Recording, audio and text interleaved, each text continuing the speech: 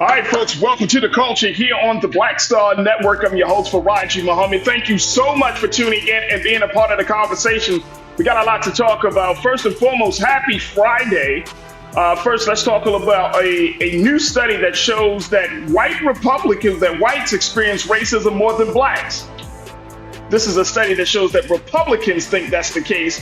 And I'm going to share with you the ludicrousy, the idiocracy, all of this stuff around racism and white Republicans. We'll talk a little bit about that. Also, how a black woman tried to burn down the birthplace of Dr. Martin Luther King Jr. in Atlanta, Georgia, and how it was all caught on video before she was stopped.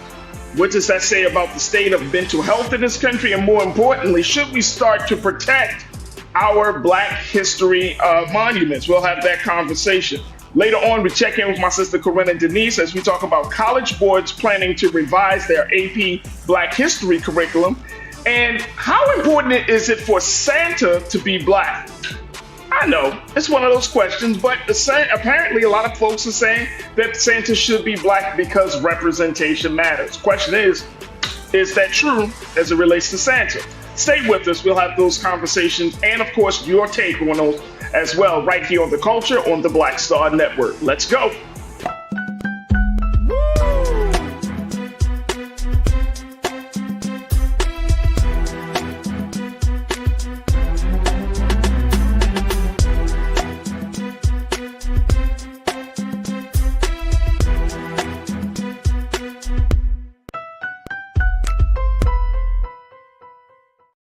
All right, folks, welcome to The Culture here on the Black Star Network. I'm your host, Farajii Muhammad. I appreciate you for checking in and joining me this afternoon. And guess what, folks?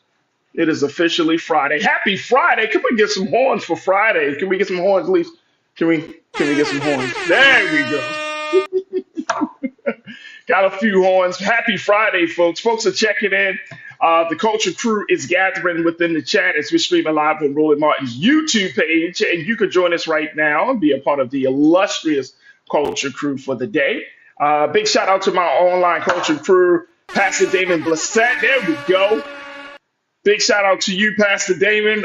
Cindy D, I see you. Can have hello, Cindy. Big brother Willie Frazier is in the chat. Good afternoon, brother Willie. Also, we got Robin Welch. I see. Happy Friday, Culture crew. Happy Friday, Robin. Good to connect with you once again. My sister Pauline Hurt, thank you so much for checking in. Ming Lee, Natasha Surge, how are you? And ABX Girl, the ABX Girl. Let me make sure I say that correctly. The ABX Girl. Hi, ABX Girl. Thank you so much for joining us. As always, folks, you can do the same. Make sure you jump in the chat as we're streaming live on Roland Martin's YouTube page. We're also streaming live on Facebook under Roland Martin as well, so you can join us. And, you can join us through the chat on Facebook, and then we'll still get the information. Whatever comments you post on Facebook, we'll acknowledge you. We'll acknowledge you.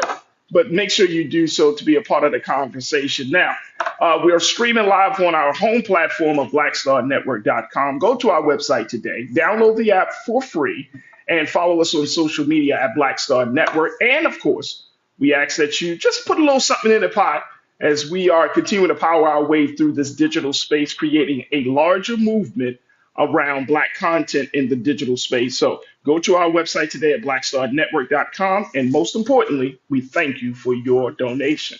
Also, folks, we are streaming live on Amazon News on your Fire TV. We're on Amazon Prime Video, where you can find us there on the Prime Video app. You can just go check us out there. Right there under the app of Live TV The News. So you can find us on Amazon.com under Prime Video, Live TV The News. We're also on Freevee. That's right, folks. The Freevee network. You can find us on now at News. And we're on Plex TV 24 hours a day, 7 days a week. Just search for Black Star Network there.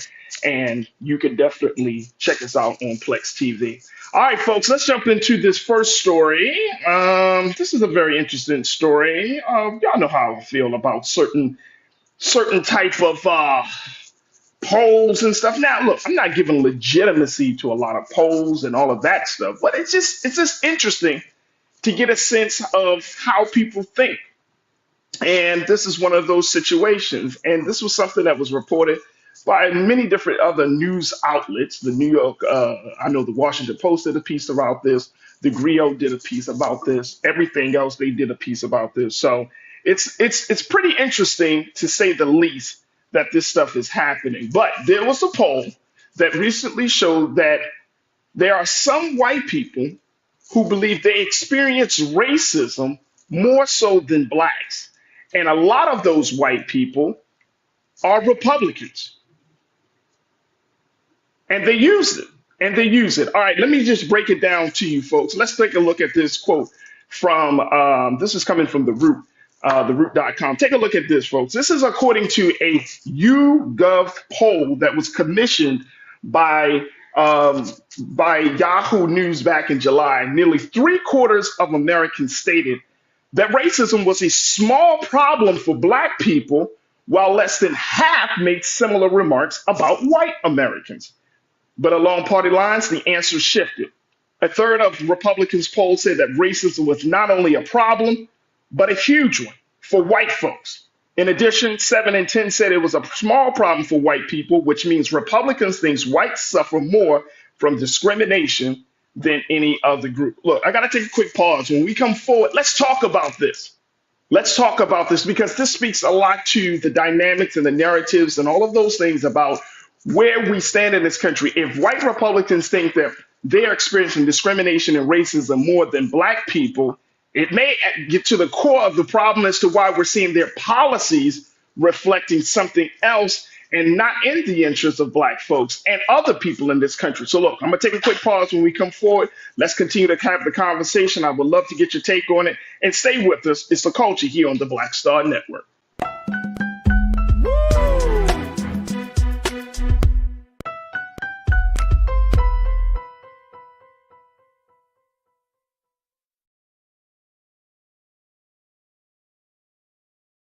Pull up a chair, take your seat.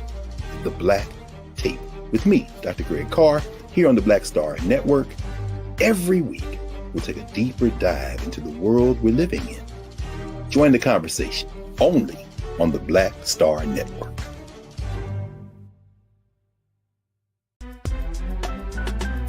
I'm Farajii Muhammad, live from LA. And this is The Culture. The Culture is a two-way conversation. You and me. We talk about the stories, politics, the good, the bad, and the downright ugly. So join our community every day at 3 p.m. Eastern and let your voice be heard. Hey, we're all in this together. So let's talk about it and see what kind of trouble we can get into. It's The Culture, weekdays at 3, only on the Black Star Network. When you talk about blackness and what happens in black culture, we're about covering these things that matter to us, speaking to our issues and concerns. This is a genuine people-powered movement. There's a lot of stuff that we're not getting. You get it, and you spread the word. We wish to plead our own cause. Too long have others spoken for us. We cannot tell our own story if we can't pay for it. This is about covering us. Invest in black-owned media. Your dollars matter. We don't have to keep asking them to cover our stuff. So please support us in what we do, folks. We want to hit 2,000 people, $50 this month, raise $100,000. We're behind 100,000, so we want to hit that. Your money makes this possible. Checks and money orders go to P.O. Box 57196, Washington, D.C. 20036-0196. The Cash App is $RM Unfiltered. PayPal is R Martin Unfiltered. Venmo is RM Unfiltered. Zelle is Roland at RolandSMartin.com. Folks, Black Star Network is here. Oh, no punches! I'm real revolutionary right now. Support this man, Black Media. He makes sure that our stories are told. Thank you for being the voice of Black America, Roland. I love y'all. All momentum we have now, we have to keep this going. The video looks phenomenal. See, this difference between Black Star Network and black-owned media and something like CNN. You can't be black-owned media and be scared. It's time to be smart. Bring your eyeballs home. You dig?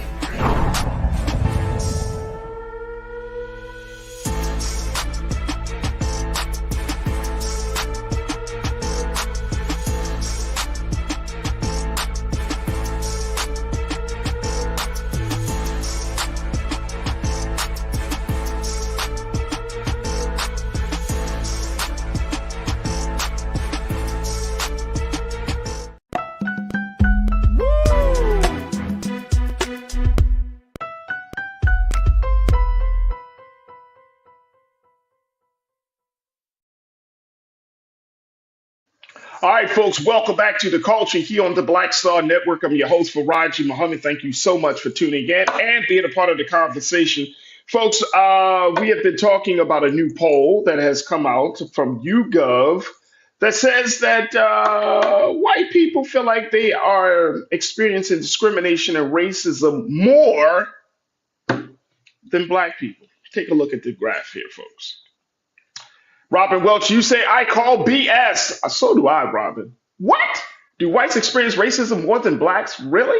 In 2023, considering policies, considering police brutality cases, considering all of the other stuff that we've been seeing, educational inequities, and considering, just constant, just day in and day out, we can find examples of racism each and every day against black people. But you have some white folks, and that's again, this is some, but those in the Republican Party will try to spin the facts to fit their narrative, to fit their agenda, so that way they can create the policies that they want, folks. And this is why it's important for us to understand the landscape. This is why it's important for us to at least call BS, like you have done, Tiana. Robin, that you call BS on this. Now, Tiana, you said, I'm done with polls. I feel you. I understand.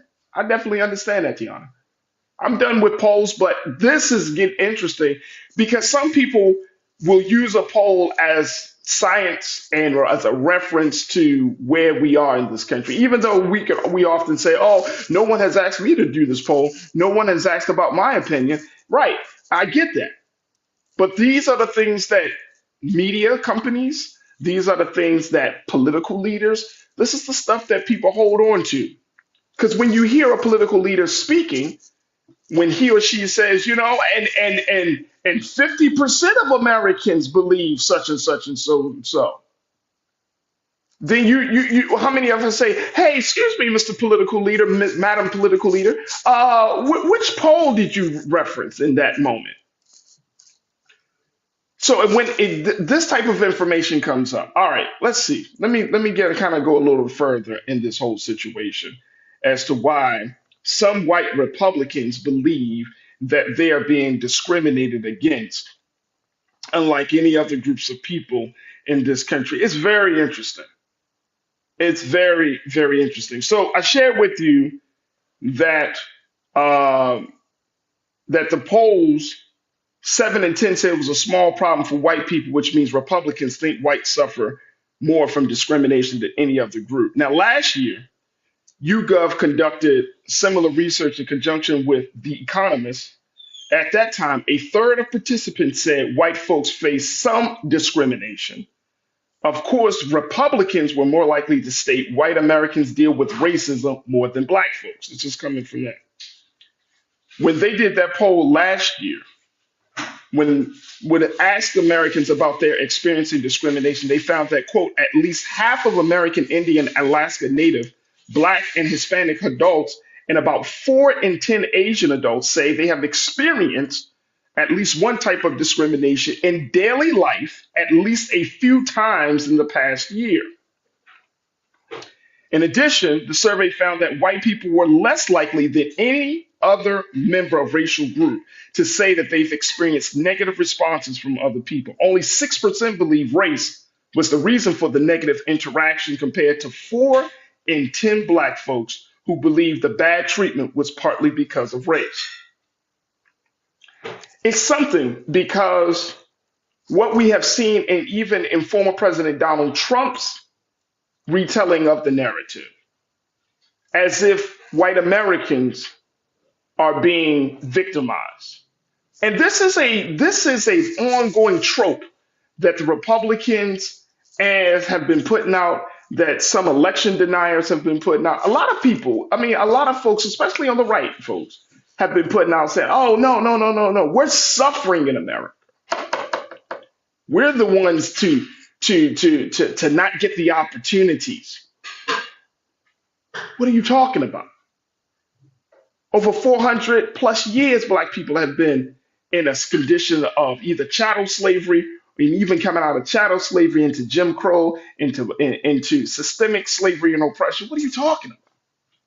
What are you talking about? All right, folks, let me hear what y'all are talking about in the chat. Join us in the chat as we're streaming right now on Roland Martin's YouTube page. I would love to get what you have to say about this. To Tiana, going back to you, you say delusions of grandeur.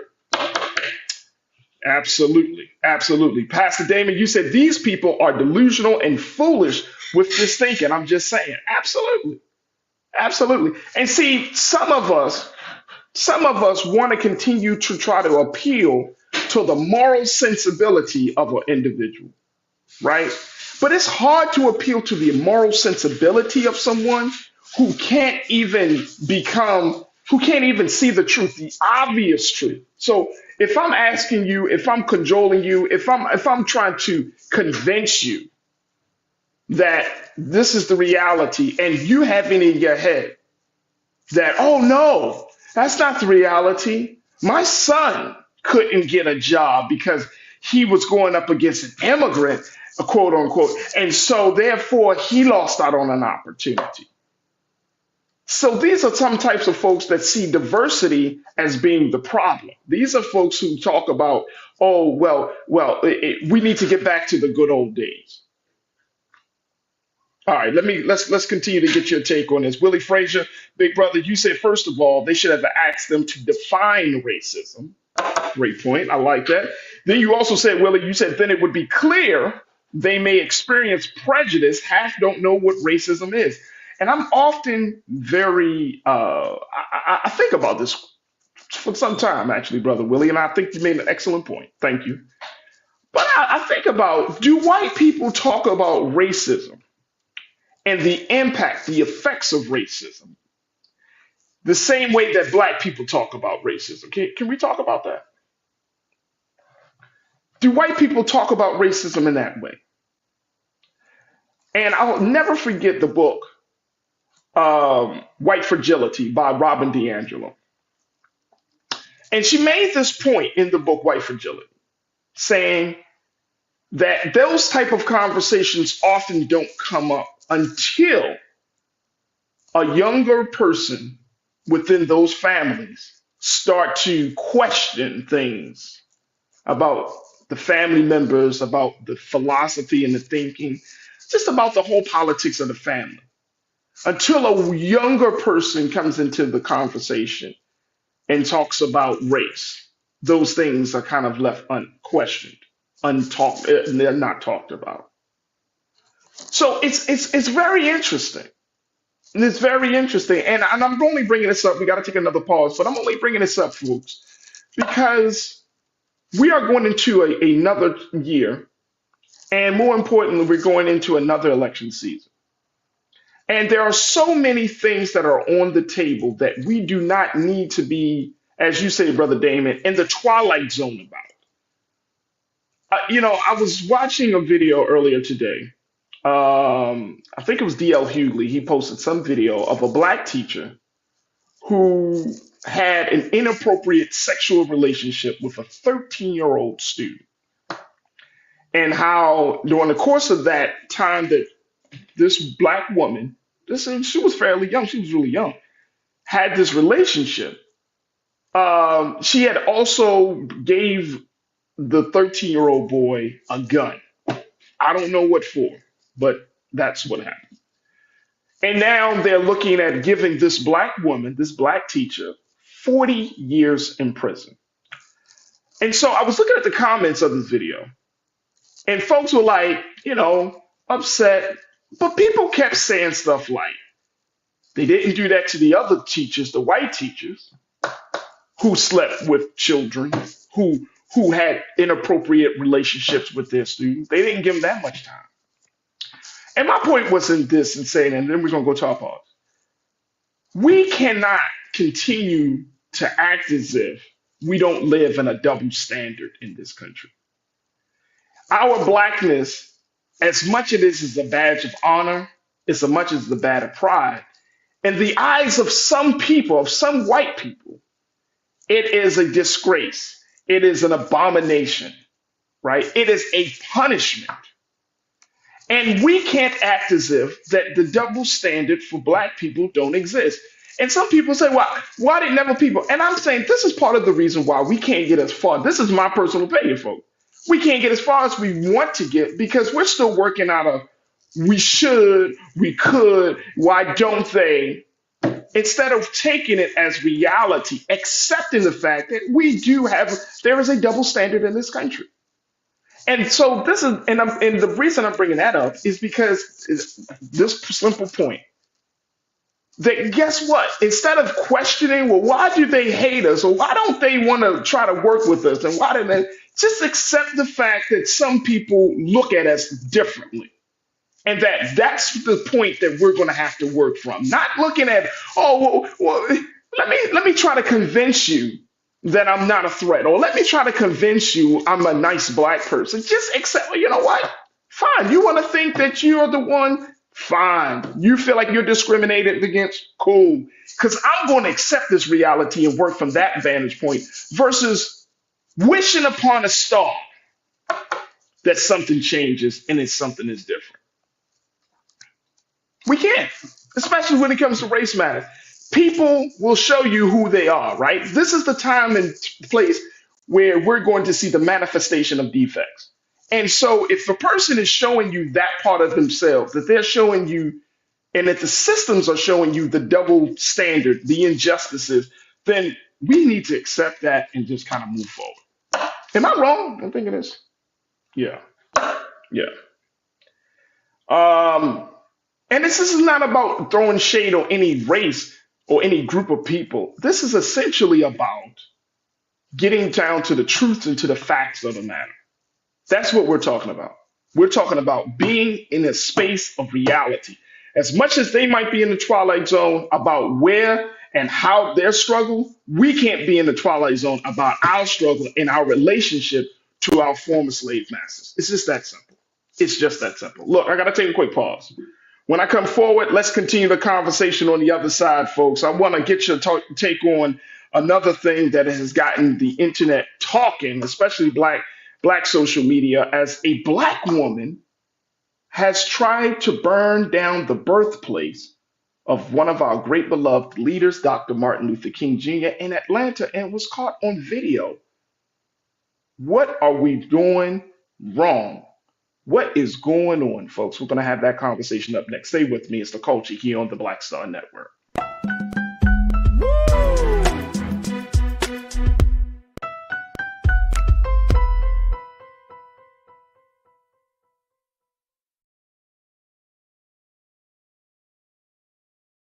Folks, Black Star Network is here.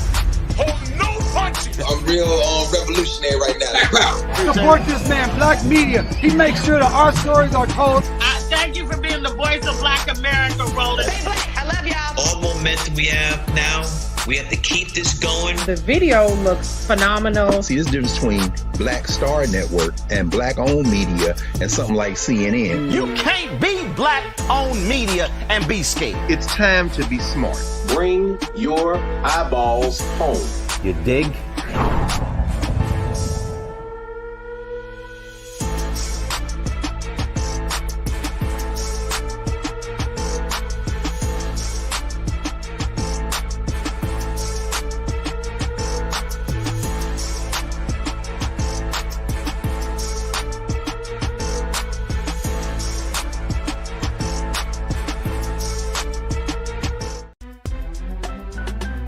I'm Farajii Muhammad, live from LA.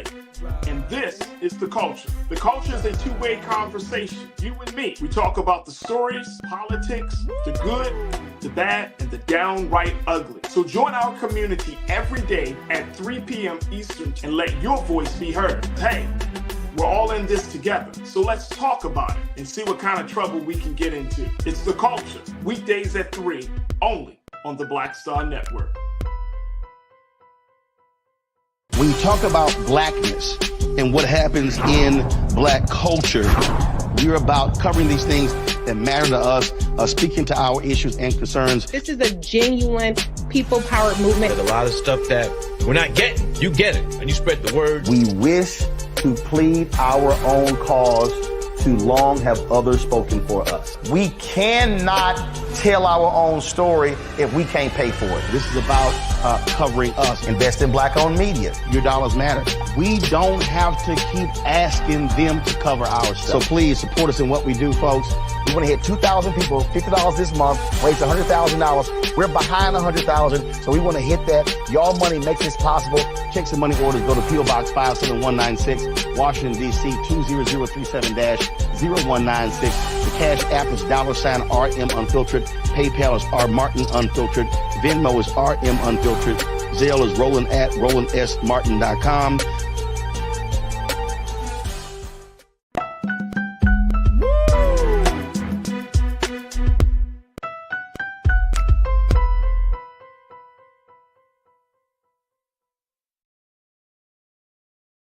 All right, folks, welcome back to the culture here on the Black Star Network. I'm your host, Farajii Muhammad.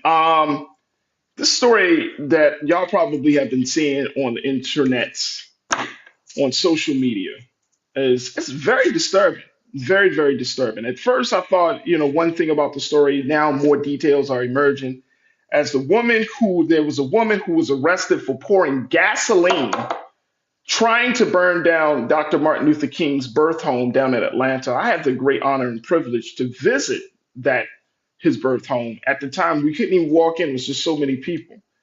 His home, his birth church that he grew up in wasn't too far from where he lived.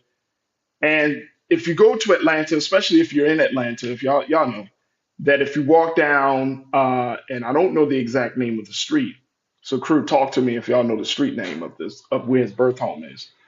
But it's like a row of homes, like a block of homes that is connected to him, and I think it's some family members, and it's just kind of kept it intact. And Lisa, I want you to, if we could pull up the video of this woman. This video was taken by someone who was just like a bystander who was just watching this whole thing go down. And take a look at this video. You could take me out the frame, please, Lisa. Take a look at it. I'm not sure if this is a woman who is in need of mental help or not. Mental health help. I'm not sure if that's the case with her. But let me share with you a little bit of details because yesterday she was just arrested. Dr. King, Auburn Avenue, thank you. Auburn Avenue. The police were called to Auburn Avenue near the King Center just after 5:45 p.m. When they arrived, they found two off-duty NYPD officers who had been visiting the King Center, had a suspect detained until they arrived. Police said they have arrested 26-year-old Lanisha Chantrice Henderson. There she is. Let's just keep this up here. Charged her with criminal attempt arson and criminal attempt interference with government property. The police say two tourists from Utah who were in the area saw Henderson pouring gasoline on the home and they interrupted her. According to the Atlanta Police Chief Darren Schombaum, he said that action saved an important part of American history tonight. The video from a witness showed, as we're going to show this video again, of course, all black, pouring gasoline on the windows and in the bushes. And according to the Atlanta Fire Department Battalion Chief Jerry DeBerry, he said had the witnesses not intervened, the house could have been burned to the ground in moments. Wow. Wow. Wow. All right. Let me get to you, crew. Get your take on this. And this is really unfortunate. This is beyond unfortunate. Real Brooklyn, you say nothing surprises me anymore. I live in a country where people can walk into school and murder kids with no remorse or hearing or seeing this is not surprising. Republican, you said, I'm glad she was caught. Me too. Anastasia Patchen, good afternoon, Anastasia, and good afternoon, Republican in Real Brooklyn. Y'all Anastasia, you said it's pretty busy in that area. Yeah, Auburn Avenue seemed to be pretty busy. But just the simple fact, folks, that she thought this. Now, here's the thing. Here's the thing. She's 26 years old.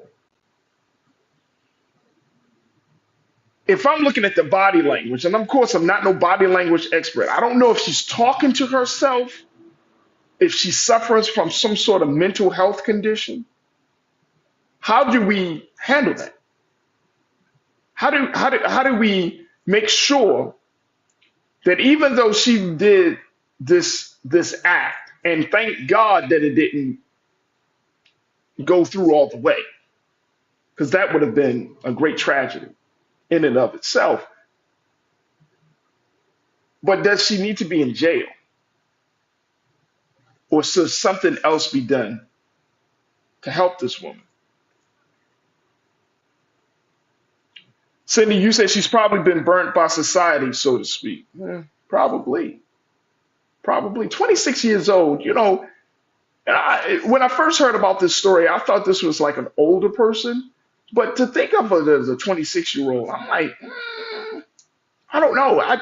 You know, when you hear young people do certain things, man, it just makes you feel like, is this really about them wanting to be malicious, vicious, and everything, or is there something else underneath all of this? I'm trying to process this, crew. So you know, just take a walk with me through this process. Like here we have a black woman looking to burn down. I don't even know if she had matches or anything like that. And if the fire chief said that this place could have burned down in minutes, that just goes to show you, like if you go to the birthplace of King's Home, like it's intact. They kept pretty much everything intact. And Brother Damon, I'm sure you can attest to this. The whole structure of the house. I don't know if they like renovated the structure because they didn't want to like mess up anything, because it is government property. It is a national archive.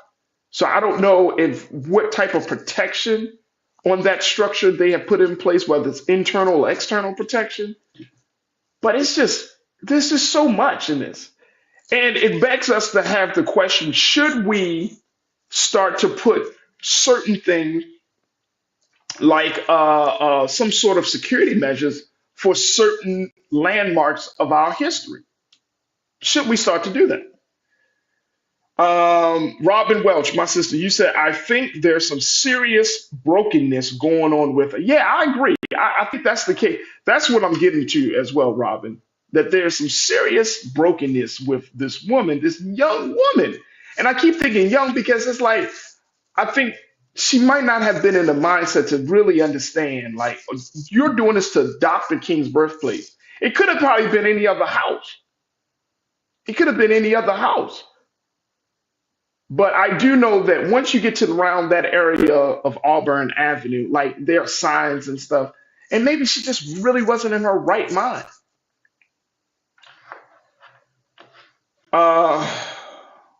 Real Brooklyn, you said wondering what would have been said if she was white. I don't know. I don't know. What do you mean? I mean, she was stopped. And as far as I can tell, there hasn't been a lot of like mischaracterization. First and foremost, if you're trying to burn down Dr. King's house and you're a black person, but this is a case, and I think this is a great case and a great opportunity for us to have a different conversation about mental health, for us having different conversations about the importance of history. Again, we don't know her state of mind, because you could talk history all day and all night to a person. But if that person is not in the right frame of mind to really understand the significance of what you're doing, of what you're saying, really understanding the significance of what they were doing, the concept, the actions, then it does. History has nothing to do. This is about what's going on in that sister's head. You are not a victim. Thank you for joining us once again. You said actions have consequences. We can only speculate on her mental state, but her actions were pretty clear. Yeah. How many of us Let me do this. Let me take a quick pause. When we come forward, I want us to think on this. How many of us would like for her to be prosecuted? Like, we know this is government property. We know that she got some serious charges against her. How many of us would like us to see her like fully prosecuted? Like jail time, the whole nine? Or do we get a prosecution with mental health services? Like, we don't know. But does she need to have the book thrown at her? Look, I gotta take a quick pause. When we come forward, let's hear that. Let me get your take on that. Stay with me. It's the culture here on the Black Star Network.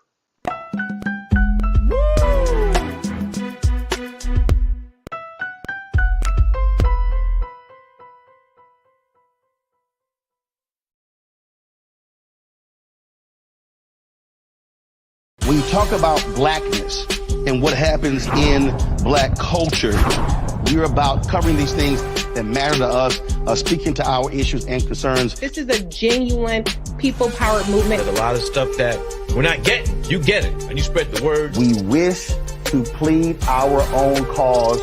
Too long have others spoken for us. We cannot tell our own story if we can't pay for it. This is about covering us. Invest in black-owned media. Your dollars matter. We don't have to keep asking them to cover our stuff. So please support us in what we do, folks. We want to hit 2,000 people, $50 this month, raise $100,000. We're behind 100,000, so we want to hit that. Y'all money makes this possible. Checks and money orders go to P.O. Box 57196, Washington, D.C. 20037-0196. The Cash App is $RM Unfiltered. PayPal is R Martin Unfiltered. Venmo is RM Unfiltered. Zelle is Roland at RolandSMartin.com.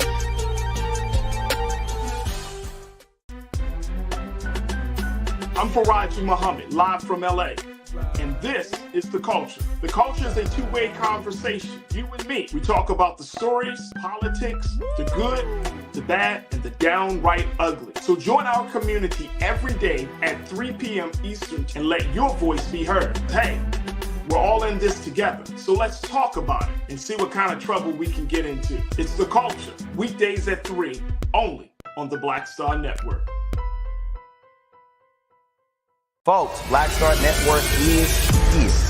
Oh, no punching! I'm real revolutionary right now. Support this man, Black Media. He makes sure that our stories are told.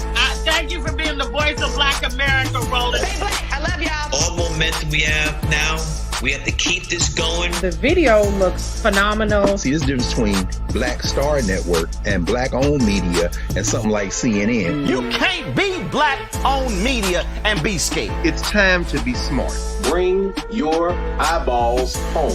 You dig?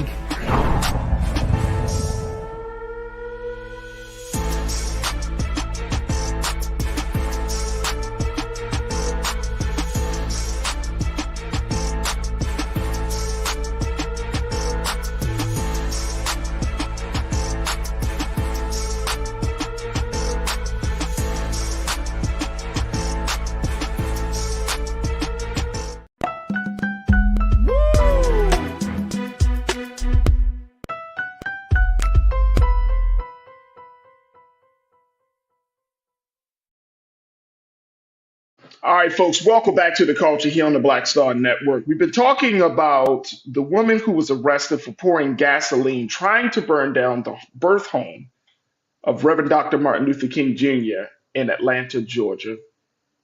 We're talking about 26-year-old, let me make sure I get my sister's name, 26-year-old Lanisha Chantrice Henderson. Here she is, folks.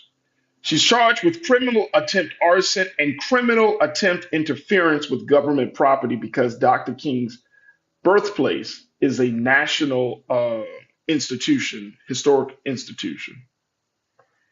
And Lisa, let's show the video once again. This is video of Lanisha pouring gasoline on the home of Dr. King right there on Auburn Avenue.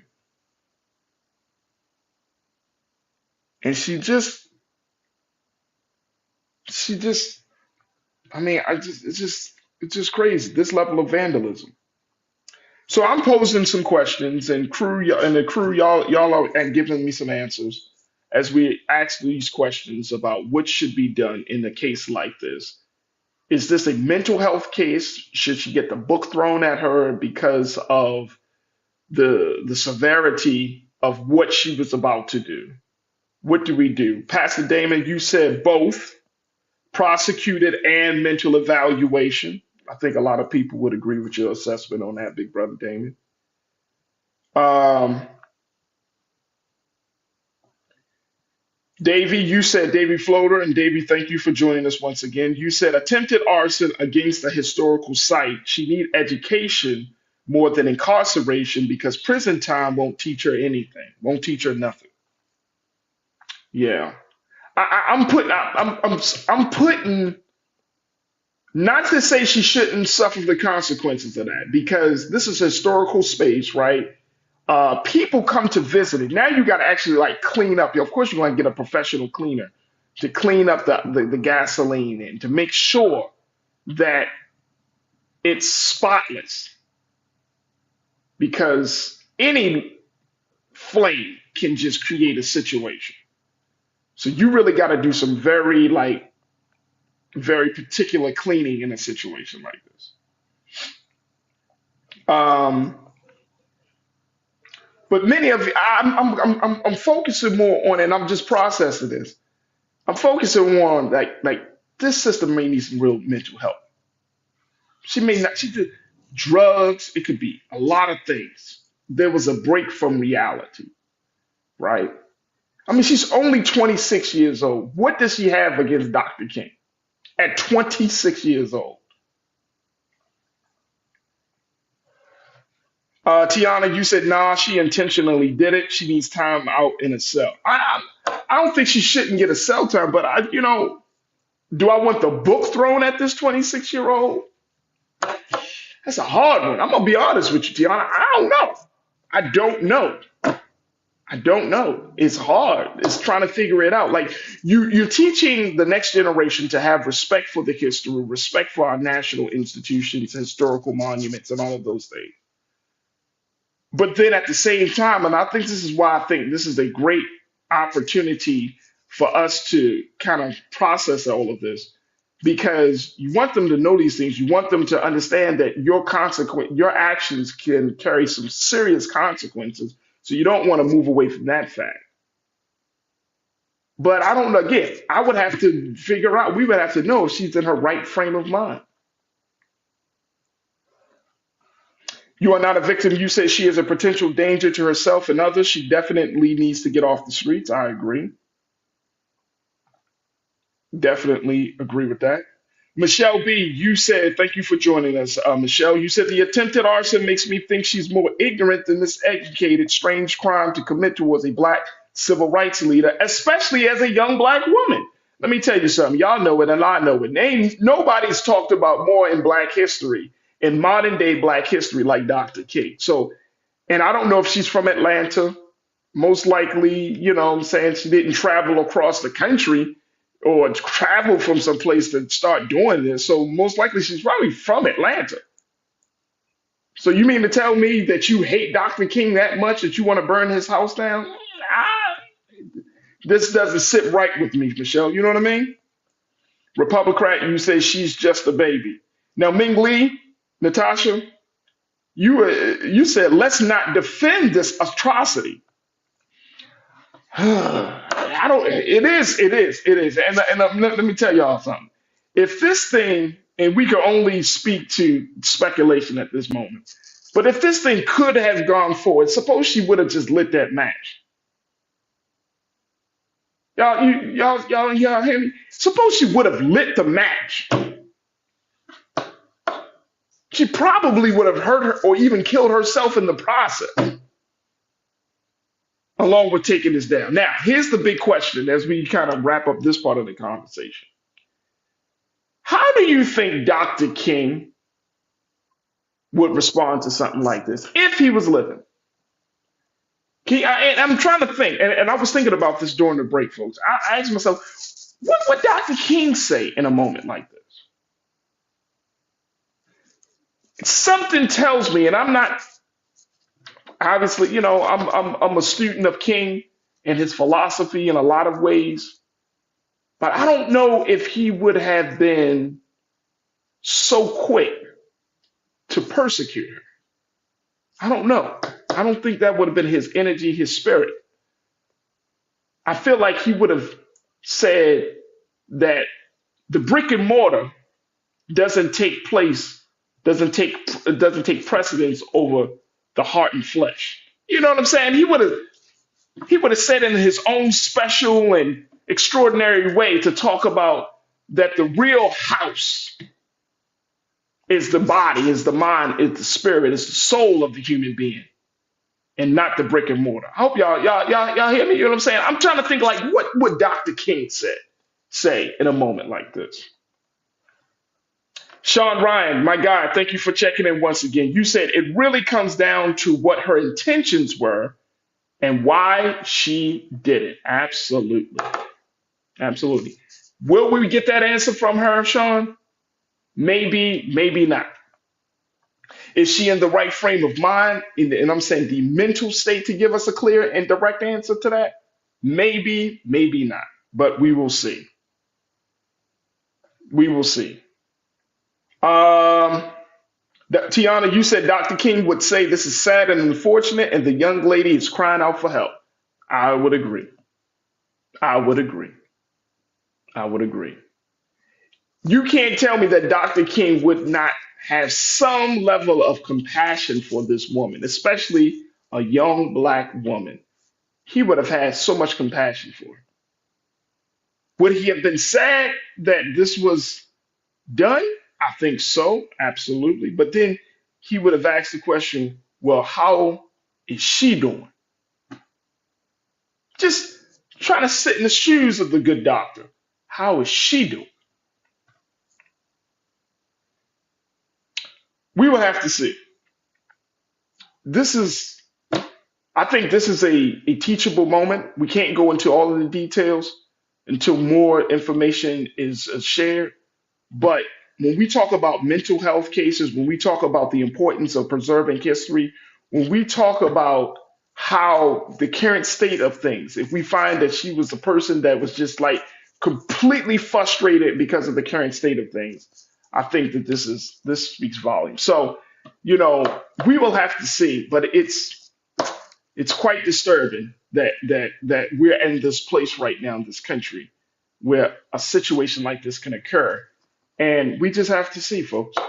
I don't think there is any clear answer at this point. We will just have to see.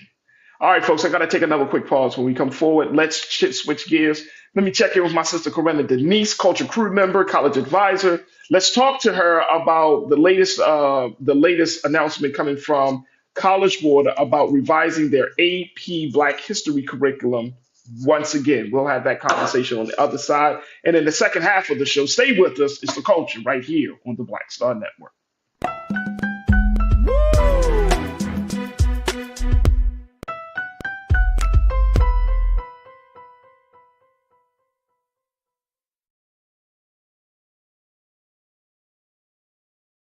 When you talk about blackness and what happens in Black culture, we're about covering these things that matter to us, speaking to our issues and concerns. This is a genuine people-powered movement. There's a lot of stuff that we're not getting. You get it, and you spread the word. We wish to plead our own cause.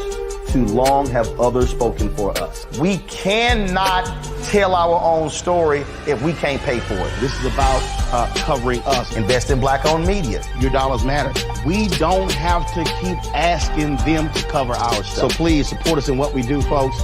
We want to hit 2,000 people, $50 this month, raise $100,000. We're behind $100,000, so we want to hit that. Y'all money makes this possible. Check some money orders. Go to P.O. Box 57196, Washington, D.C. 20037-0196. The Cash App is $RM Unfiltered. PayPal is R Martin Unfiltered. Venmo is RM Unfiltered. Zelle is Roland at RolandSMartin.com.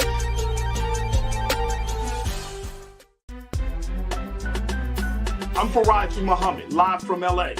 And this is The Culture. The Culture is a two-way conversation. You and me. We talk about the stories, politics, the good, the bad, and the downright ugly. So join our community every day at 3 p.m. Eastern and let your voice be heard. Hey, We're all in this together. So let's talk about it and see what kind of trouble we can get into. It's The Culture, weekdays at 3, only on the Black Star Network. Folks, Black Star Network is here. Oh, no punches! I'm real revolutionary right now. Support this man, Black Media. He makes sure that our stories are told. Thank you for being the voice of Black America, Roland. Stay black. I love y'all. All momentum we have now, we have to keep this going. The video looks phenomenal. See, there's a difference between Black Star Network and Black-owned media and something like CNN. You can't be Black-owned media and be scared. It's time to be smart. Bring your eyeballs home. You dig?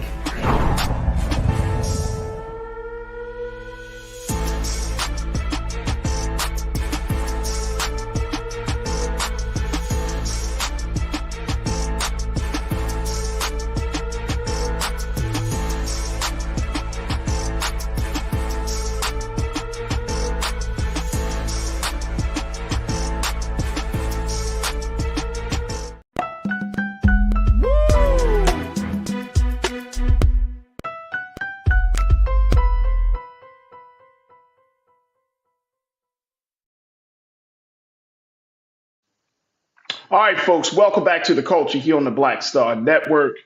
Let me do this, and then I want to bring you up to speed on something that my team just informed me during the break. First and foremost, I'm joined by my sister, one of our great contributors here on the Black Star Network on The Culture, my sister, Corinna Denise, our great culture crew member, who is a college advisor, and she's doing some political work and activism as well.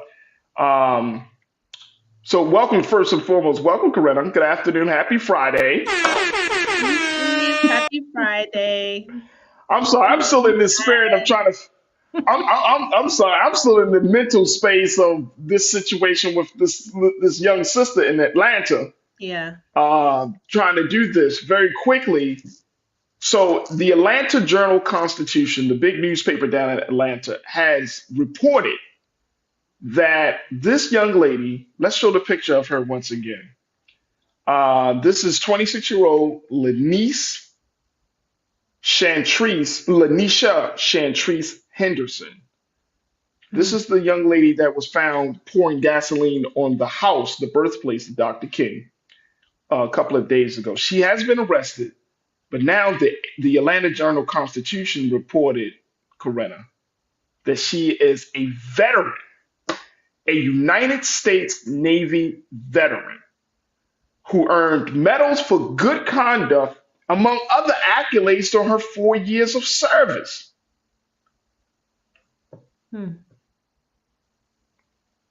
She's a veteran. Yeah. To be very transparent, I'm not in the least surprised that she's a veteran. I can only speak from my personal experience. Some folks, not all, who have gone into different branches of the military. I mean, there are certain things that happen and occur that influence folks to do certain things, right? And 26, she's a baby. Like, something has to be cultivated in you. Something has to be taught for you to take the initiative to do something. I know we were considering, or I heard you mention, her mental health. But aside from that, yeah, it's unfortunate. And just because you're a veteran or you've served the country doesn't necessarily mean that you wouldn't try to destroy it. I mean, we kind of saw that on J6, right? A lot of what people would probably call prominent people, because they served our country per se in different branches of the military, Army, Navy, Air Force, and they breached the Capitol. So I don't think we should necessarily equate because she's a veteran that, oh my goodness, or be so taken aback by that. People have their reasons. It's just so unfortunate that it's our people burning down our legacy, right? Our artifacts, our heirlooms. And why? Because our people perished for lack of knowledge. Is she familiar with our history, with our struggle, what these places mean, what Dr. King meant to us as a people, to this country? to the world, and I think there's just so much that gets lost there. And it's really sad and unfortunate that it's one of our own to destroy something that belonged to someone else who looks like us. It is shocking. It is shocking. And I think the thing for me, Corinna, and again, I'm still processing all of this. Um, I think the thing for me is that we often see veterans, and I'm coming across more and more stories of veterans who went to serve wherever they served, and they're coming back home damaged. Yeah. They're coming back home damaged, right? And I think that's the thing. Like, you made this point. You just made the point. Like, people believe that since you fought to preserve the country, that you wouldn't come back to try to quote unquote destroy the country. But it depends upon your experience in that military. Mm-hmm. You see what I'm saying? What you experienced when you were in some foreign country, like wherever you were, that it changes you, and that's what that's what I'm trying to boil down Definitely to. changes. It changes you on a fundamental level. Now, some of our people come back and they are able to reinsert themselves back into civilian life and thrive. But then you have another veteran, you have others who come back into this space, and because of PTSD and other mental health issues, because And of add to physical, that how poorly they're treated when they do return. Like, right, have you ever been down to the VA, like the hospitals and Oh stuff? yeah, They are yeah. atrocious, deplorable, the way that veterans are treated in this country. I personally think if you go and fight and battle in war, you should come back and just live your best life. You shouldn't have to be looking for work. But oftentimes, you'll see they're the ones, on the corner with the cardboard sign like "homeless, please help," and it's disgusting, it's deplorable. So I think there's a mix of reasons, but yeah, with our sis, I don't know. I don't. It kind of, I struggle with the fact that it seems like of late the first go to is, oh, the mental health, the mental health, the mental health, and I'm not trying to diminish that, and I'm not just speaking to this young lady, but there are some people, unfortunately, Faraji, who just have had hate cultivated in them, right? They no longer have a heart. They got an ice box. It's just instilled in them. When you come into the world, right, you're innocent. Children are innocent. Babies are innocent. Someone has to teach you these things. You have to be influenced Yep. by something to go ahead and take the initiative to say, well, I'm just going to go and burn this down. And something else, too, I'm like, my God, like she's 26 years old and a veteran, like just her age and veteran in the same sentence. That alone, too, is kind of like, got But me. she could have turned and while in service. She could have turned. You know what I'm saying? Like it don't take much for some people, man. Like I'm seeing this for real, and we're seeing so many cases of people who are just struggling right now, who are just struggling to get through the day to day life, right? And if we were to ask any crew member that's in the chat today, how many of you struggle to sometimes get out of bed 2 or 3 times a week? Had that experience? You'd be surprised. We'd probably be surprised how many people say yes. I struggle with that. Like I struggle Yeah. with it. Depression, anxiety, PTSD. This used to be such a non-factor years ago.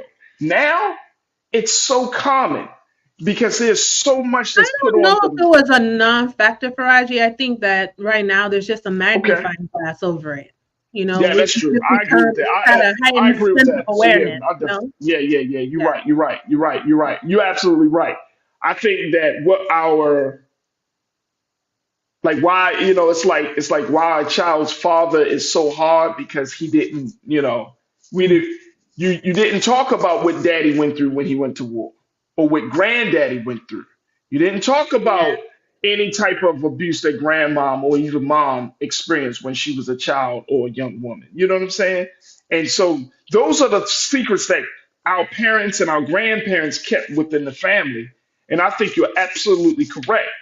And I'm gonna change that, saying that there wasn't much emphasis and talk and awareness about that stuff back then. We know it was present, Yeah. but it was an awareness back then versus what we see now, where everything is out in the open. It's like we got to talk about toxicity, we got to talk about depression, we got to talk about mental health, and it's still a struggle within Black people.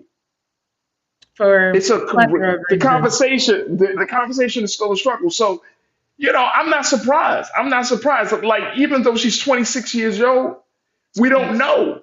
We don't know. Maybe she was violated while sexually assaulted while she was in service. I don't know. And we're just speculating. I mean, something broke her to get to this place. And it's hard for us to assume, but it's easier for us to understand, I think, that in a lot of ways, the way things are right now, it's easy to get broken. Hmm. It's easy. Easy to get broken. Yeah, and on the flip side too, unfortunately, a lot of folks you have who are easily influenced to do wicked things, to do wrong things, to do bad things.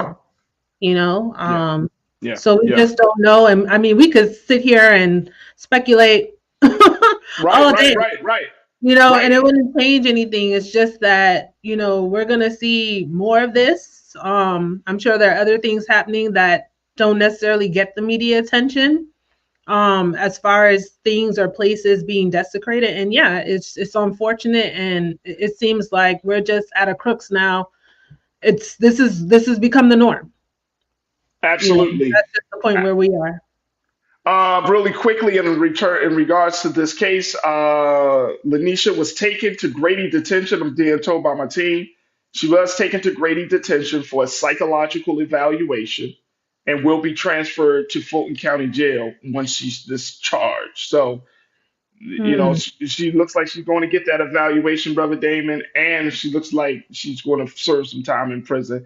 I would be very interested to know how this whole situation is, like why she decided to do it. We may not know those answers, but I would be very interested to know. And more importantly, I think this is a great time for us to have some more conversations about mental health and in the Black community. So, and one more thing too, Farajii. Yeah, this might sound extreme, but you know what? I won't be surprised if the folks who are against us will leverage this to their advantage, right? I mean, and see, and look.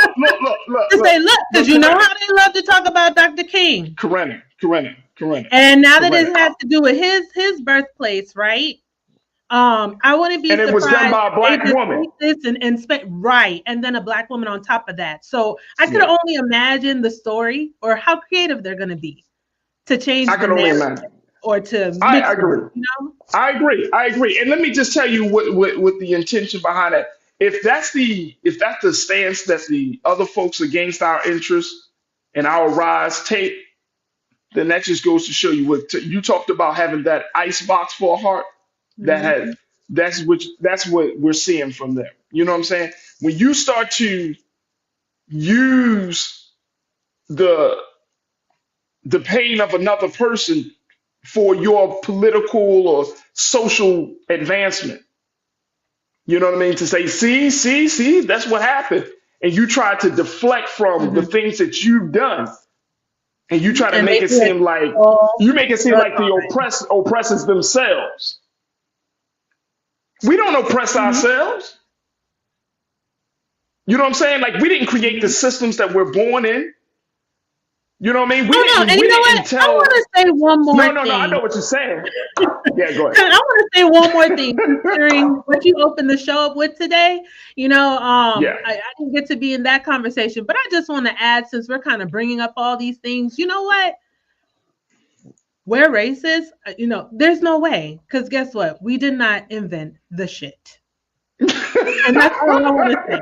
I just had to get that out. You just got to get it out. It's Friday. We didn't even create these systems or these constructs. No, that's what I'm saying. Okay. Listen, Coretta, you talking to me. You talking to the crew. We know we didn't invent this shit. Okay? We didn't invent this.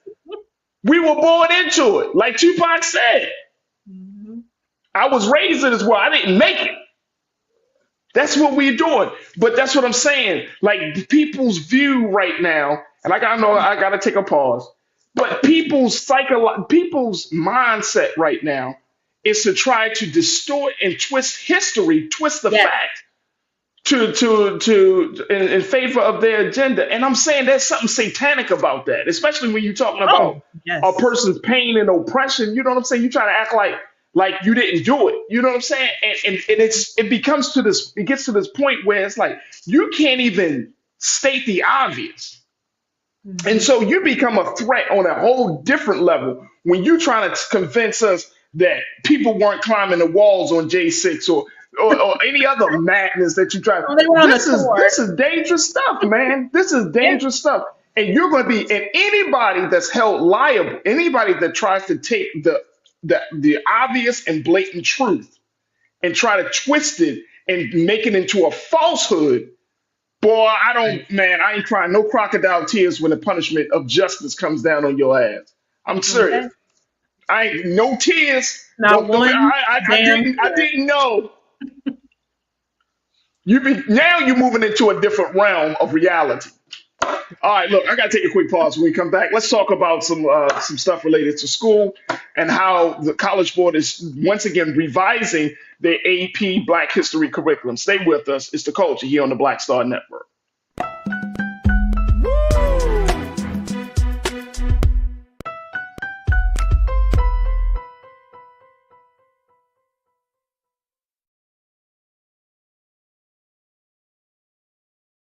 Pull up a chair, take your seat.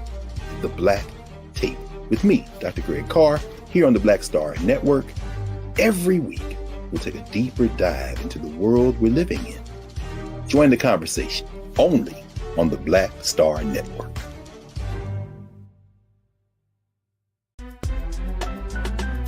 I'm Farajii Muhammad, live from LA.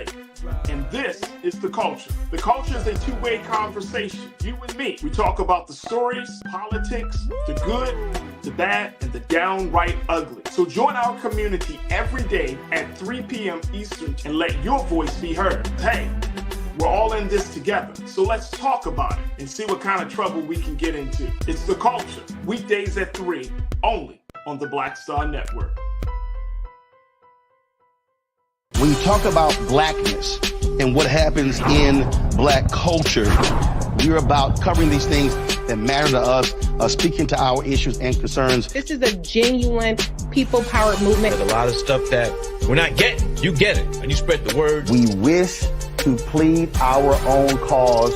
Too long have others spoken for us. We cannot tell our own story if we can't pay for it. This is about covering us. Invest in black-owned media. Your dollars matter.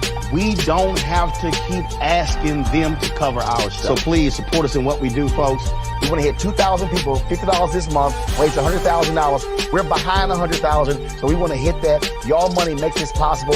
Check some money orders. Go to P.O. Box 57196, Washington, D.C. 20037-0196. The Cash App is $RM Unfiltered. PayPal is R Martin Unfiltered. Venmo is RM Unfiltered. Zelle is Roland at RolandSMartin.com.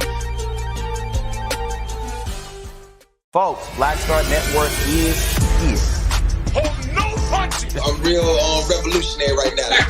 Support this man, Black Media. He makes sure that our stories are told. Thank you for being the voice of Black America, Roland. Stay black. I love y'all. All momentum we have now, we have to keep this going. The video looks phenomenal. See, this difference between Black Star Network and black-owned media and something like CNN. You can't be black-owned media and be scared. It's time to be smart. Bring your eyeballs home. You dig?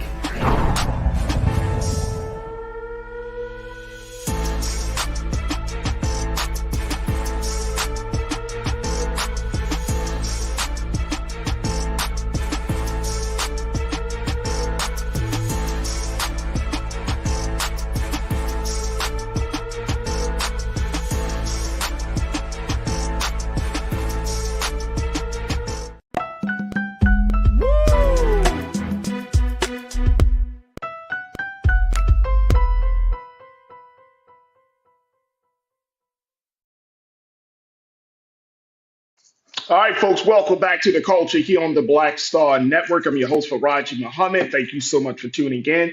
Joined by our culture crew member, contributor, college advocate, college advisor, and political advocate and activist, my sister Corinna Denise, joining us as well, as she does every Friday here, 4 p.m. Eastern Time. And that previous conversation got me thinking, but I'm gonna reserve my thoughts because you always be bringing some fire on Fridays. So we're gonna start calling this Fire Fridays with Corinna Denise. Fire Fridays. Okay. That has a nice ring to it. We're gonna start doing that. Well, we got All right, let's talk College Boy. This is your wheelhouse, Corinna. I had to bring it to you. Let's talk College Boy. Let's talk about the fact that College Boy on Wednesday decided to revise their curriculum, update their framework for a new advanced placement African American studies course. Mm-hmm. Now, what does that actually mean?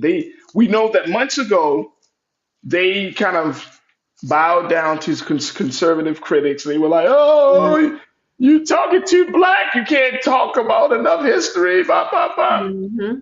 Well, now they have announced that their revision includes more materials and topics, including the Tulsa Race Massacre, Black culture's influence on film and sports, and discriminatory practices related to housing, known as redlining. Mm-hmm. The new framework will be used when the course officially launches next academic year. So they're going to add a little bit more meat to that. What does that say for you? You are a college advisor. What does that? How does that speak to you, Corinna? Well, hold on. They said they're going to add a little bit more meat, but hold on. I have some notes. Y'all know, y'all can tell Corinna was that type of student in school. Hold on. I got my notes. So I gotta reference the notes. So, you probably was advising. You were advising to teachers when you were in school, weren't you? Like, wait a minute, hold on, Miss Smith. I have it written down. Yeah, like, wait, now what now? Okay, let's go to the source. Let's go to the text. So something that really stuck out to me in the article that you shared earlier this afternoon, talking about the course framework, so yeah, they added some things like legacy, by provocative poet and activist Amira Baraka, as he's described in the article, as an optional resource. So some of these things that they've added, Farajii, are optional, meaning that it'll be at the teacher's discretion whether or not they're going to implement it into the lessons. So, yeah, that's something that really stuck out to me as far as revising the framework. And I just want to read this quote too from the article. Several sources that were required course content in the framework released in February were listed as optional in the latest revision, including an interactive map of the 1990 Red Summer riots by white supremacists, a speech by Frederick Douglass, and writings between Malcolm X and Maya Angelou in Ghana. College Board in April had said it would revise the course after the Florida controversy, promising unflinching encounter with the facts. Yeah. So we know they watered down the course. So now they're adding in some of these things, but it's optional. So it seems like they're trying to come to a happy medium where like we're adding a little bit more meat on the bones, but you don't have to necessarily dip it into the barbecue sauce, if that makes sense. You know what I mean? Like, okay then. And at the end of the day too, we have to realize that, let's say we didn't even go through all of this controversy, this past year, even here in Florida with this course in particular, we have to teach our children our history. We have to come to what's being implemented into the classroom to figure out, okay, what did you all discuss, and to see if that was true, because at the same time, there's so much history, right? And which leads me to another quote that stuck out in the article for me. There is a lot of content to cover. This is by Nelva Williamson, who is one of the authors of the framework of the AP African American History course. She's been teaching for years upon years. And she says there's a lot of content to cover, and that is because students have not been exposed to this. right? They have not been exposed to this. So it feels overwhelming at times, end quote, that there's a lot that they don't know. Okay. So here's my question. By being optional, it sounds like there's still not a mandate. It's still not like you have to do this. It's right, like it's if not you a want. mandate. Like they're adding little things, but basically too, like when you have a lesson plan, right? And anyone who's taught would know this, like, you know, especially if you're following certain curriculum, they will have other things that maybe you can actually implement into your lesson where you can decide, right? So you have like the foundational aspect of that lesson. You want to definitely teach that. And then they'll say, okay, here are some other things that you may or may not choose to implement. So that's my takeaway with this revised curriculum for this course, that they added a few more things, but it will be entitled as optional. Teachers will make the choice, right? So it sounds to me like that kind of takes off some of the, for lack of a better word right now, responsibility from the board, where the teacher has the choice. And then if the teacher chooses, but what happens if you choose to teach these things, right? You know, is there going to be a consequence? Well, that's going to depend on where you're located. You know, because the course is still in pilot right now. It's actually going to be available next year, but then schools have to decide, are they actually going to teach the course, right? Because aside from all of this controversy, Farajii, you know, I said before on the show, like not every school even offers AP courses. So when students are applying to college, usually that college is going to ask for the high school's profile, right? The profile usually shows what students can actually take at that particular school, if they have honors, if they have AP, right? So that they can make a decision, okay, this is the student's best attempt at what was offered to them.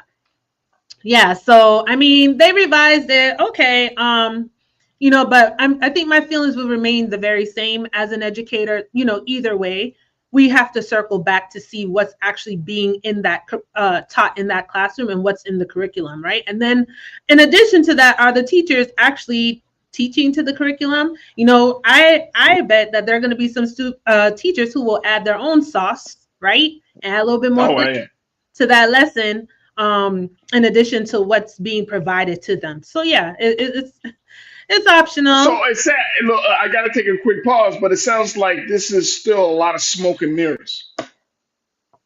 Yeah. Like on the outside, you might be like, "Oh man, they came to the light. Oh man, they're gonna do all this stuff." It's a come to Jesus moment for College Board, and then you read the devil is in the details. Mm-hmm. So if you need, you know, a source, find some of your teacher friends. Then they're gonna tell you like, yeah, they added a little something there, but it's still optional. So it has yet to be seen how this will play out. It'll be interesting next year to get a count to see what schools will actually take the initiative to invite AP African American Studies into their classrooms. So. Well, let me do this. Let's take a quick pause. When we come forward, let's have more conversation about this and get some remarks from our online culture crew, the illustrious crew. Also, we getting some word about some breaking news in regards to the U.S., how they have officially vetoed a UN ceasefire resolution in the Israel-Hamas war. Boy, oh boy, this is going to be crazy. So we'll take a quick pause. We'll come back to you folks. And of course, we want you to stay tuned. It's the culture right here on the Black Star Network.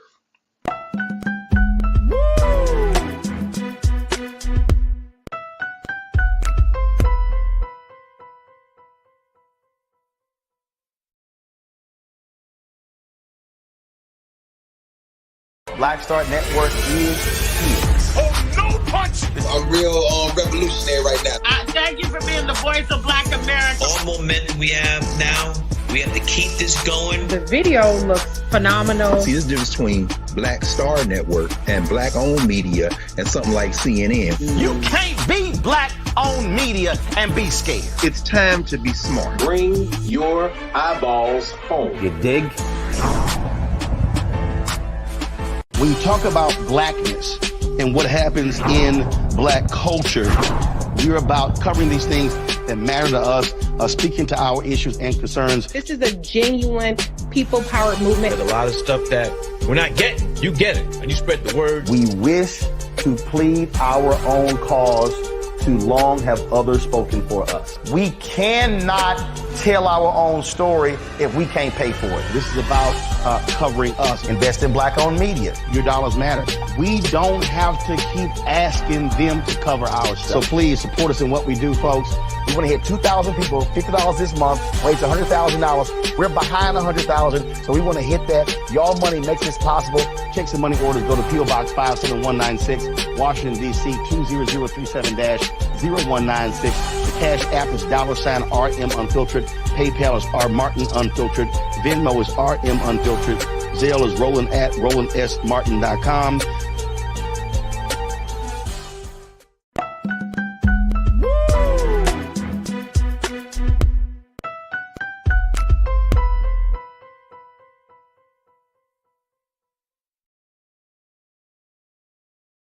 All right, folks, welcome back to the culture here on the Black Star Network, joined by my sister, culture crew member, contributor, Corinna Denise, as we talk about how College Board has said that they were going to revise the AP Black History courses by adding some more details and around the Black Tulsa Massacre, by adding some more details around the topics of Black influences on film and sports. But Corinna here said, look, the fine print, we got to read the fine print where all of this stuff is added, but it's still left optional for teachers to actually teach it. Corinna, what do we do with this? I mean, what are we doing? What is this about? Like, do we have, like, why is this so hard to teach our history to students? Black, white, Asian, Latino. Why is that such a problem? Because knowledge is power. Because knowledge is power. And imagine, we wouldn't be going through half the shit we're going through right now if all of us had that knowledge already. Because we're in a state right now where there's so much to learn and so much to unlearn. We've been so bogged down with all of the lies and disinformation and ignorance, right? Just not knowing. And imagine if we knew all of our history, right? This is why there's such a fight and a pushback against it, because knowledge is power, right? We wouldn't have conversations on here about why voting is so important. Or, you know, what's happening to democracy. It just, and I don't see how we would even be having those conversations if we knew our history and we understood it. But to the teacher's point in the article, it can seem overwhelming at times because there's just so much that they don't even know. So much that I'm sure a lot of us have learned in our adult lives. You know, I've learned things in the past year that I'm like, what the hell? Why didn't I learn that when I was like in elementary school, middle school? Like, what? Imagine if we had all of that information, right? Knowledge is power. Yeah. That's it. That is why there's so much of a pushback, because if we all have the power, right, and then add to that the numbers game plus the power, defeated. That's it. I hear you. I hear you. Let me go to Debbie Muhammad, my dear sister, and peace and blessings, Sister Debbie. And thank you for joining us. You said, Sister Debbie, we cannot expect the government that oppresses us to teach how they did it. If we want our children to know, if we want our children to know about our history, then we as parents need to teach our own children. That's right. I agree. I hear you. I definitely hear you. Sister Debbie, you also posted something else. You said, why do we need people in the government to speak for us about Black history when we can do it ourselves? Now, the only pushback I would say on that, and I understand the sentiment, the only pushback is that everybody needs to know Black history. It should be mandated because we were so instrumental in building this country that people have amnesia. They lose sight of the fact that, wait, whoa. We talk about the founders of the great documents of the Constitution, the Bill of Rights, and all of those great we call them the founding documents, the founding fathers. But who did they stand on when they were finding all of those documents, when they were coming up with the language, when they were trying to decide what is going to be the model of governance? Who were they standing on? It was Black people. Who did they decide not to consider in those documents, but had to have in building the physical world and the physical reality? Black people. And we have to recognize too that it's not just our people who were neglected or misinformed, right? It's also these white students who were, a lot of them today, this younger generation, when you see like who I would call like these babies, 20-something-year-olds, look at, for example, Madison Cawthorn, right? A young man, but with the vision and the objectives that he had, that had to be cultivated in him, right? His great grandparents probably, own some of our family members, so something has to be instilled in you. So, and why you're not learning the true history. They probably genuinely think that we're lazy, all the stereotypes and things about us. So to your point, Farajii, yes, it's very important that everyone needs to know Black history because it is American history, particularly in this country. We were in this country. There wouldn't be a damn country without the blood and sweat of our ancestors. Let's keep it real, Coretta. We were the first industry of this country, right? And I'm not saying this as boasting, but I'm saying this as what it is, right? Like our body, slavery, chattel slavery, was the first major industry of this country. The buying and selling of Black bodies of our people, our ancestors, our great ones, right? We were the industry. Then that continued to happen because of the production, right? So we were like machines, but then there's like the production. What was this country getting out of us? Cotton. That was the number one commodity of America, right? Unlike in any other place in the world at that time. Cotton. We were the industry. We were the driving force for the industry of America, for the building of America. So we can't act as if that doesn't carry any weight. And the other thing about this, that people really don't know. Like, if you're talking to, I don't know, if you're talking to people, whether they're white or Black, and they literally don't know this history, like just think about how liberating it is, as sad and unfortunate and how tragic it is. But look at how liberating it is for us to know some history about ourselves and some history about other people. To walk around to know that you got knowledge in your head. Can you imagine? Now, some of us can, but others of us can't, because some of us, like myself, like if you were a baby growing up in a certain consciousness and with a certain knowledge being bestowed upon you, then you can't imagine being quote unquote unconscious. But if you were once unconscious and became conscious, do you really want to go back to being unconscious?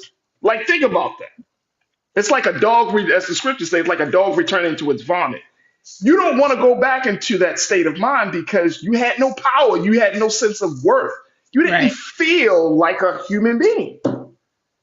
And so there's just so many benefits of us being in this space. And I know that if folks knew the real history, and I got to take a pause, but I know if folks knew the real history of Black people in this country, and they understood it, I know what the fear, like you talked about earlier, man, please. Especially this younger generation, they ain't having it. Okay. Please. And guess what would naturally happen? Justice. And there it is. Justice. And we could talk about legislation, we could talk about changing people's behavior, but this is the one word that we got to always keep in mind, and that this is the one word that I think some white Americans are afraid of. justice and truth. But justice, because coming with justice is not just an acknowledgement of the wrong. Coming with justice is now you being punished for the wrong that you committed. That's And right. now, The fear of having done to them what has been done unto us. and it don't have to look like that. It don't have to look like that. We don't have to put white people in chattel slavery and be like, that's justice. No, but That's they know not their justice. needs, so they are fearful. You know. Of course. Of course. We don't have to take it there though. We don't have to take it there. No, we The don't. real And I don't even think that's the what real our justice mindset is. the real justice is breaking you out of the superiority thinking and breaking us out of the inferiority thinking. That's the real justice. Mhm. That's the real justice. I got to take a quick pause. When we come back, let's continue the conversation on the other side. Stay with us. It's the culture here on the Black Star Network.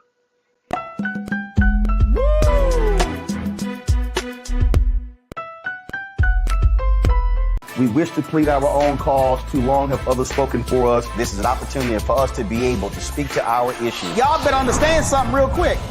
We ain't going nowhere. It is a continual battle that we see all across this country. Revolution will not be televised. The revolution will be streamed. All momentum we have now, we have to keep this going. He makes sure that our stories are told. Roland Martin's doing this every day. You can't be black-owned media and be scared.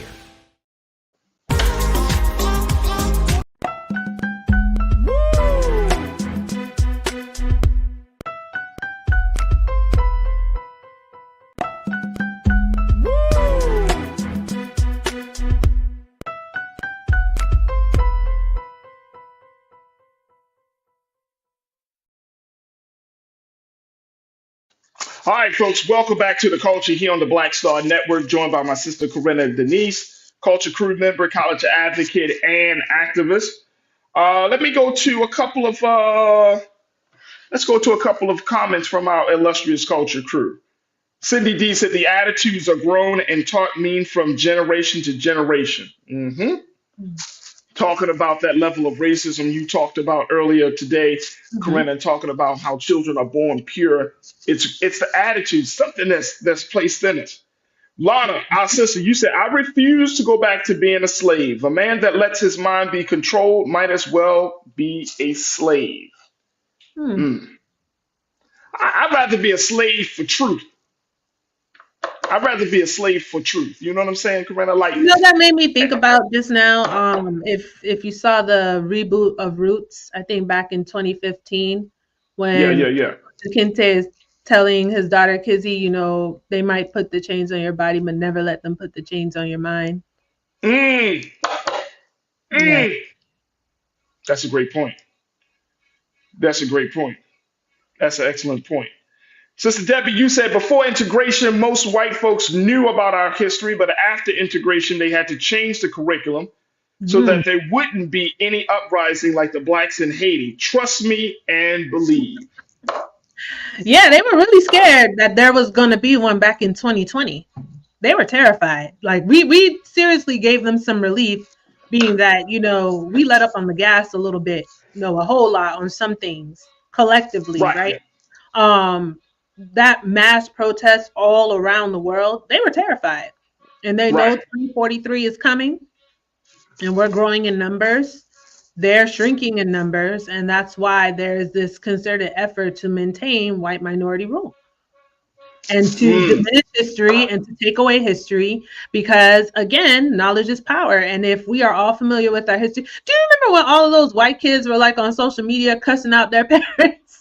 Like, right. About all the stuff that was going on and battling with them about, you know, what was happening, particularly with the protests and George Floyd. You know, there are a lot of younger kids in this generation who they're knowledgeable, they're well aware and can, you know, easily identify the BS, and they're not having it, and they're rising up in numbers. And again, you know, that's too much for the opposition. Like, wait, hold up, y'all.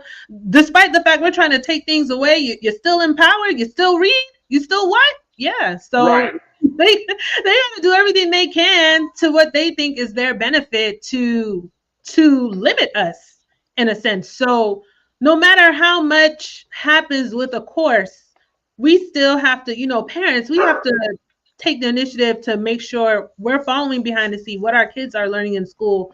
You know, I hope that's the takeaway too that we get from this, that we're paying attention, we're checking homework, we're looking at the curriculum, right? Because some of us are checked out. What are our kids learning, you know? And hopefully this has everyone's attention now to be doing that and making sure that things are in order. You know, it shouldn't have to take something of this magnitude for that to happen. But since it has happened, let's use it to our advantage to be like, okay, you know what? We got a little bit of a reality check. We need to be following up behind every single detail of my child's education. Absolutely, absolutely. And here's the one thing that I put, just as a result of our conversation today, Corinna. I put this thing down, this idea down. I was like, you know what? I'm gonna post this after the show today. But I just put it down. There's a price to pay to keep people from the truth today. Mm. There's a price to pay, man. Like, and I think that, and that's in anything. That's across the board. Whether you talk about in education or politics or whatever. But there's a price to pay. When you want to keep people in darkness, like you're knowingly and intentionally trying to keep people in a state of darkness, then I'm really, really questioning who's your master. Since we talking about being a slave, I'm really questioning who's your master, right? Because if you want to keep people, and and a lot of this stuff that we've been talking about, this is stuff that we can't do nothing about at this point. This is literally history. This is stuff that has already happened, right? So you mean to tell me you're so afraid that you have to keep people in the darkness about something that happened 100 years ago? So that just goes to show you what type of individual you really are, right? But it's not about time, Farajii. A lot of things that happened 100 years ago, we still see today. It's just manifested as maybe something differently. It presents itself a little bit differently. You know, we're not walking through entrances that necessarily say white or colored, but we still have oppressive systems at play. You know, yes, we've come a long way in a lot of things, but we're still not entirely free. Absolutely. Of being back in slavery just without the change this time. So we got to pay attention to that. You know, there's always a reason why there's a takeaway. It's always going to be to the advantage, right? The benefit of the person trying to do the very thing. And that's where we have to smarten up and recognize that. Why are they trying to limit this? Why are they trying to take this away? And instead of us walking away from the battle, we got to be ready to go to war and be like, hell nah. Okay, let me look more into the thing that you're trying to limit. Why is that? Why are you making such an effort? Why are you so dedicated? You know? Absolutely. You know what they're also putting out, Farajii, while they're trying to limit our curriculum? They also got that Project 2025 out. That's like about 900 pages or so of just pure wickedness that we need to, you know, that we need to be looking into. And, you know, it's such a vast test, you know, who has time to read all of that? But just the gist of it, you know, yeah, they're scheming. Hey, look, I want to, and look, as we talk about the past history just on this day, I want us to kind of just speak to it because I know we got a couple of moments left. But this latest situation from the UN, right? And I know you and I haven't had a chance to look over it, so you know I'm not expecting you to jump in on it. I just wanted to at least bring it to our watchers as to what's going on when the U.S. has officially decided to, as Bloomberg.com has put it, the U.S. torpedoes Security Council demand for ceasefire in Gaza. According to Bloomberg, the U.S. says that the UAE sponsored resolution was quote unquote divorced from reality, even though the resolution had nearly 100 co sponsors from around the world. And one of my team just informed me that Russia called the U.S. out, saying, how are you going to explain to your own citizens, hundreds and thousands of whom are coming out in American streets to protest Israel military offensive in Gaza, warning that the U.S. is on the wrong side of history in this situation? Whoa, wait. God. Russia, who invaded Ukraine last year? Yeah. Okay. Look, see what I'm saying? This is all and folks, of course, we're going to do our due diligence here on the Black Star Network.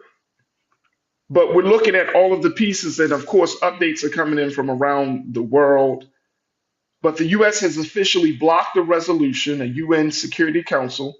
This is coming from the New York Times, that demanded a permanent ceasefire in the Israel-Hamas war, siding with Israel's claim that ending the war now before Hamas is destroyed would only ensure the conflict erupts again in the future. Yeah, definitely need more information to form an educated opinion here. But what I will say is it's interesting how Russia is now, quote unquote, calling out the US. And this is why we have to constantly pay attention, because that's mind boggling to me. You invaded a whole country and over a year ago with Ukraine.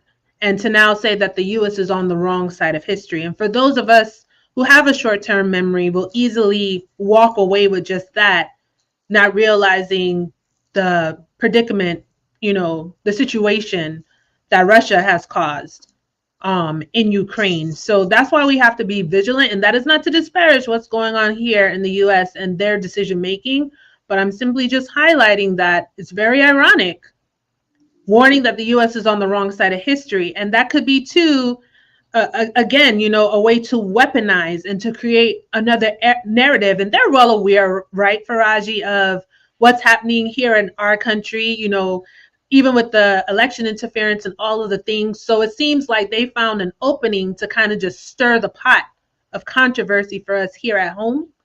So I think that's pretty ironic. But yeah, I don't even know what to say. It just will never it's crazy. There's always war in the East, right?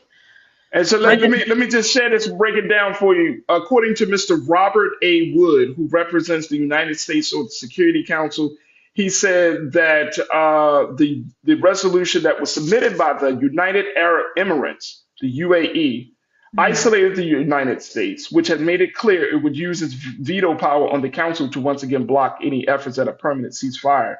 Mr. Wood said this would only plant the seeds for the next war. Afterwards, he said the United States has tried to negotiate changes to the resolution, but nearly all of our recommendations were ignored, including adding a condemnation of Hamas's October 7th attack on Israel and an endorsement of Israel's right to self-defense. The Security Council vote was 13 nations in favor of the resolution, with only the United States opposed and Britain abstaining. We just gonna have to deal with that.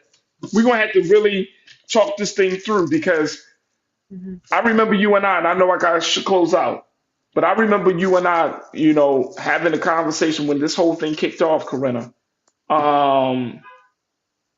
If this is going to be like the straw, or the straw that breaks the camel's back, that people were kind of clutching onto this instead of looking at the big picture of President Biden and his achievements and what him and Vice President Kamala Harris are doing for Black folks. But when you have a stance like this, it's you're going to have to explain to the American people. Well, I'll say this too, Farajii, American people, man. I remember a couple of weeks ago in class with Dr. Greg Carr, I remember Larry, Daniel Favors mentioning this too, that American foreign policy has always been American foreign policy. And again, because we're not knowledgeable of these things, the current administration in power, who we're most familiar with, takes all the slings and arrows. Now, I'm not trying to alleviate them of any of that accountability, but what I am saying is that we have to understand the inner workings of our government in this country. And the same American foreign policy that's in place now was in place even when 44 was president and those before him, right? For years. So we need to become familiar with how that works and understand that it's not just on an administration. This speaks to bigger issue as to how we conduct our foreign affairs in this country. That's And I'll true. We got to leave it there, but I think you're absolutely right. My sister Corinna Denise, thank you so much as always. You got so much to say. You bring the fire. Cindy D said earlier that you are fire, Corinna, and guess what I am? Ice. I'm Oh, cool as fire and ice, ice. baby. We All right, fire and ice. No, because I bring the heat. You know what I'm saying? Yeah, that's right. And I had to calm you down, cool you down, because you be ready to. My sister Corinna Denise, check her out. Follow her on social media platforms at RenRen84. RenRen84. She's always out and about in the world in the streets doing something crazy. No, Trying she's to. actually doing some. She be doing some great things, y'all. Always taking us on her journey of life. So make sure y'all follow her. But Corinna, thank you so much for your insight and your expertise, and most importantly, thank you for being so good for the culture. Thank you for having me, Farajii. Peace, crew. Have a great Peace, weekend. peace. Have a great weekend. All right, folks, that's going to do it for us. Again, folks, we just wanted to share with you that breaking news coming out of the United Nations. And of course, next week, we're going to do our part to bring some more insight into more context as to what this means as another development in this long lasting story. And during the course of this conflict between Israel and Hamas, how the U.S. has officially vetoed the UAE, the United Arab Emirates resolution for a permanent ceasefire. The United States said, nope, we don't agree with that. And so the conflict will rage on, folks. So we'll certainly talk more about this, God willing, next week. But I thank you for following us, being with us for a phenomenal week. We've had some great conversations. I'm feeling good about the place that we are at in terms of being able to share and explore and just talk about some of these big stories and ideas. So I appreciate each and every one of you, my online culture crew, for being here with me, being so loyal, being so energetic, and most importantly, being so willing to listen and to learn and to share. As I'm listening and learning to share with you, you sharing with me, and that's how we're going to change this culture. So thank you so much for tuning in. Stay tuned. Up next is Roland Martin Unfiltered, RMU, 6 p.m. Eastern Time. Big shout out to my production team, Maddie, Lise King Keenan, Joe Shannon, and Chris. Thank you so much for making the show happen today. Make sure y'all go to our website today at blackstarnetwork.com. Download the app for free. Follow us on social media. And of course, please drop something in the pot for the financial donation so we can continue to give you unadulterated, unfiltered, unapologetic Black content and news and information like never before. So go to our website today at blackstarnetwork.com and also follow me, yours truly, the real Farajii, on Instagram, Farajii on Twitter, and Farajii Muhammad on Facebook. So come on and connect with me so we can continue to share and let's continue to build the culture crew. All right, as always, never be afraid to challenge what's wrong, stand for what's right while being yourself in the process. God willing, we will talk on Monday for another exciting edition of the culture right here on the Black Star Network. Have a great weekend. Peace.